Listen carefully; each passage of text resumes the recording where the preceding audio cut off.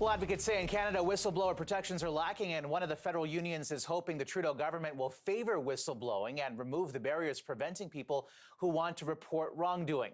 Before a House of Commons committee, Debi, the president of the Professional Institute of the Public Service of Canada, presented her plan, and she joins me now in studio. And this is very timely, right? Because in a couple of days is the anniversary of when the Phoenix pay system went live. We know how catastrophic that was. And you're basically saying that if some of these protections were put in place, that may have been averted. Exactly that. I mean, obviously, there's a few things that would need to be fixed in the system for something like that to be averted.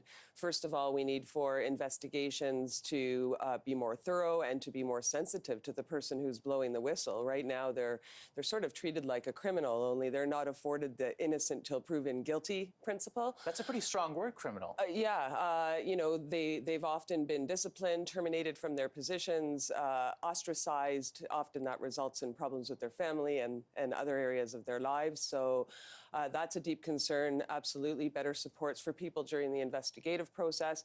We also think the commissioner has too much discretion, a sort of gatekeeper role, permitting cases to go forward to a tribunal, a broader body that would look at these cases of reprisal where people have been sort of treated like criminals for blowing the whistle.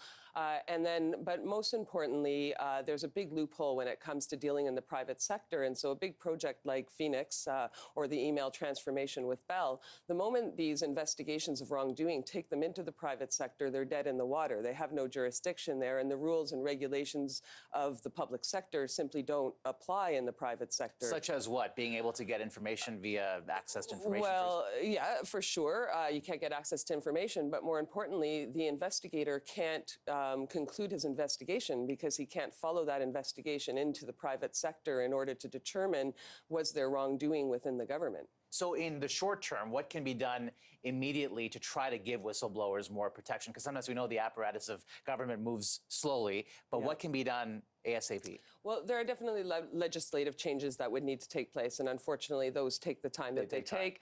But there are some interim measures they could put in place, things like better protections for whistleblowers, staffing priority, making sure that these people don't lose their livelihood over identifying wrongdoing in the workplace. And, we figure there are some things they could do right away, but more importantly, they need to turn their mind to fixing the act and fixing the powers under the Public Service Integrity Commissioner's office. How does Canada rank with other countries? Do we have safeguards that are in line with other countries like ours, or are we lagging?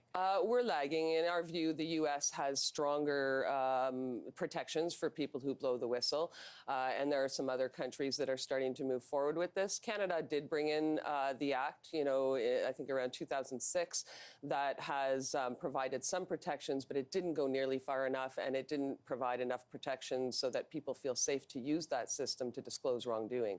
All right, Debi, Daviau, very important topic. Thanks for coming on. Thank you, Elmer. Appreciate it.